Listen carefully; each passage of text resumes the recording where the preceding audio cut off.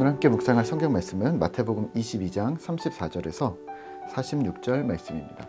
마태복음 22장 34절에서 46절 말씀입니다. 오늘은 45절 말씀을 읽겠습니다. 다윗이 그리스도를 주라 칭하였은즉 어찌 그의 자손이 되겠느냐 하시니 한마디도 능히 대답하는 자가 없고 그날부터 감히 그에게 묻는 자도 없더라. 아멘. 오늘 함께 생각할 주제는 한계입니다. 본문 22장 34절부터는 예수님과 바리새인들의 공방이 오고 갑니다. 34절에서는 바리새인들의 공격, 또 41절에서는 예수님의 공격입니다. 먼저는 바리새인들이 공격합니다. 35절입니다. 그 중에 한 율법사가 예수를 시험하여 묻되 선생님, 율법 중에서 어느 계명이 크니까? 율법 중에서 큰 계명이 무엇이냐는 이 질문에는 속셈이 있었습니다. 예수님이 A를 선택하면 B를 무시한다고 말한다거나 혹은 뜨거운 감자처럼 예민한 주제를 다루게 되므로 논쟁으로 휘말려 들어가도록 만든 계산된 질문이었습니다. 37절입니다.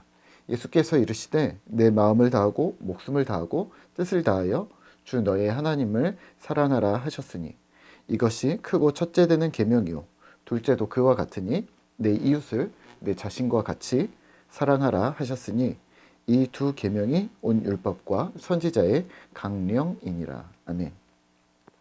마음, 목숨, 뜻을 다해 하나님 사랑하라는 말은 전심으로 하나님을 사랑하라는 말입니다.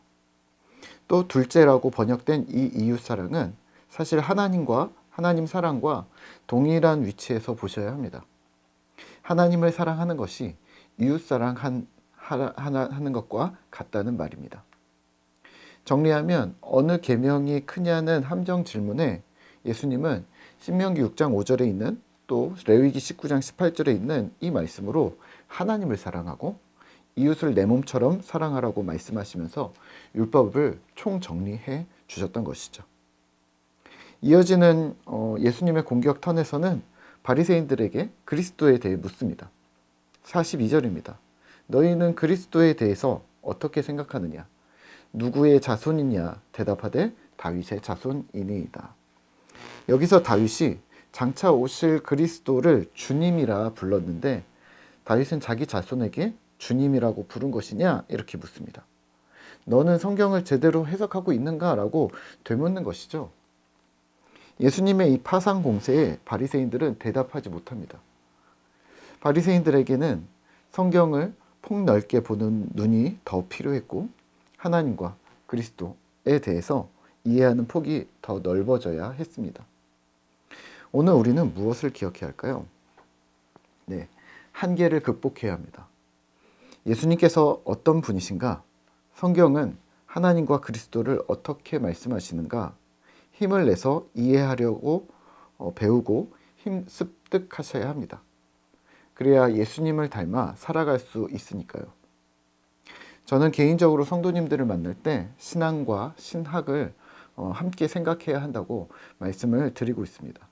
신앙이라 함은 주님을 향한 신뢰, 뜨거움, 열정, 간절함 이런 것 같은 신심입니다. 하나님을 사랑하는 마음처럼 개개인이 다양한 방법으로 주님을 사랑하는데 시대가 지나도 환경이 바뀌어도 주님을 사랑하는 모습에는 변함이 없는 거죠. 그런 마음 말입니다. 하지만 여기서 신학이라 함은 학문의 측면에서 보셔야 한다고 말씀을 드립니다.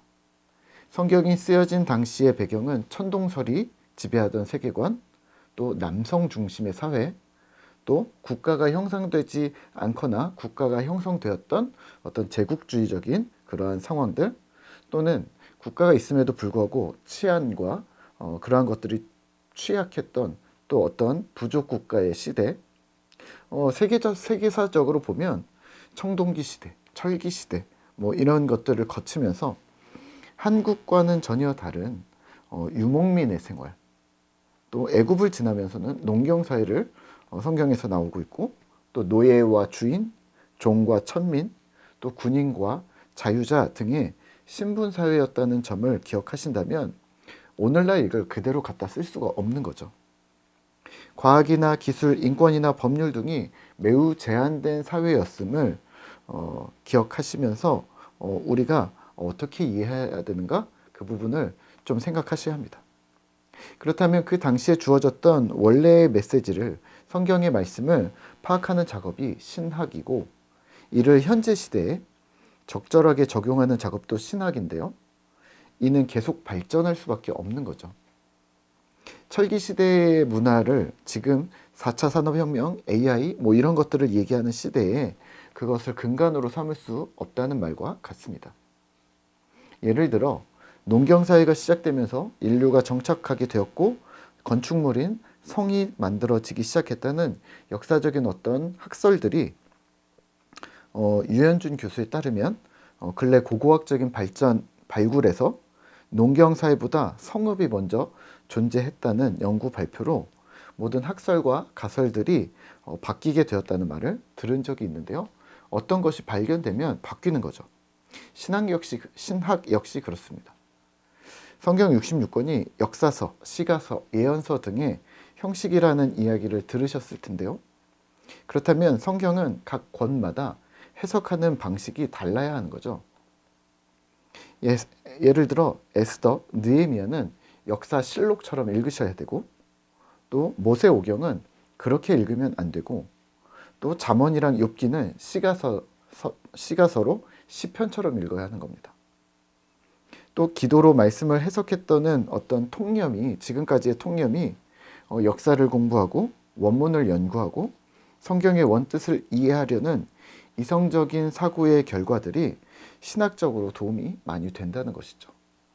우리가 잘 알고 있는 성전 청결 사건이 대제사장들과의 대립이었다는 것, 또 열매 없는 무화과 나무를 저주한 것이나 과부의 헌금도 종교 지도자들을 겨냥한 것이었다는 것, 또 고린도 교회가 신약 시대에서 가장 큰 교회였는데 그리고 가장 큰 교회로서 아고라라는 광장에서 많이 모였었는데 그 숫자가 50명 내외였을 거라는 거, 또 마가의 다락방에 120명이 모였다는 것은 마가는 매우 부유한 집안의 사람이었을 것이라는 추정, 또 666이 사탄의 숫자가 아니라 로마 황제를 지칭하는 암호였다는 것 등이 신학이 밝혀내는 일들입니다. 4,000년 전 사건이 기록된 성경을 유교와 불교 문화권에서 오랫동안 살아왔던 우리 한국적인 사고의 틀로 이해하려는 것 자체가 무리가 있다는 거죠.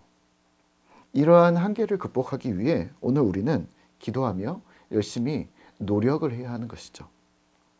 오늘 예수님은 바리새인들에게 크로스 펀치를 날리셨습니다. 그들이 이해하는 한계, 613개의 율법 조항을 만들고 거기에서 무엇이 중요하고 무엇이 덜 중요한가 하는 논쟁에 휘말리지 않으시면서 동시에 율법조차 제대로 해석하지 못하는 종교 지도자들의 무지를 드러내셨었습니다. 혹시 바리새인들이 이랬으면 어떨까요? 겸손하게 주님 앞에 나와 하나님의 말씀을 듣기에 우리는 이해하기 어렵습니다. 우리에게 가르침을 주십시오 라고 솔직히 예수님께 고백했다면 결과는 많이 달라지지 않았을까요? 오늘 하루 믿음으로 세상을 살아갈 때 매일 꾸준히 주님 앞에 나아가시죠. 그리고 우리의 한계를 인정하면서 오늘도 주님께서 우리를 가르쳐 주시고 또 우리를 인도하시기를 간절히 간구하시는 그러한 신실한 신자 되시기를 기도합니다.